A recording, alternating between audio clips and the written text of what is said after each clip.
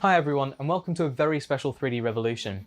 I'm part of a collaborative group of makers in Bristol and Bath, and we've been producing and delivering PPE such as this to NHS staff and frontline workers.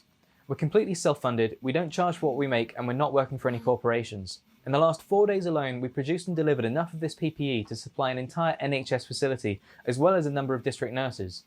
But we're inundated with requests for this PPE for everyone from ICU to care homes.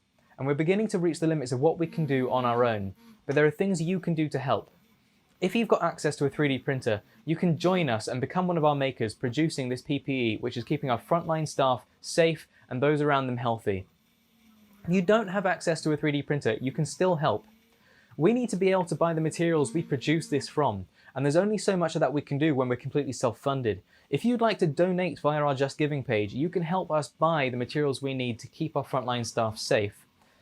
Any money that's left in the funds after the pandemic is over will be donated either to the NHS or other charities that have helped people during the times of the pandemic.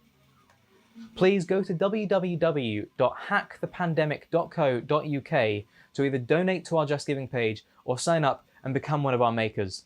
Thanks very much.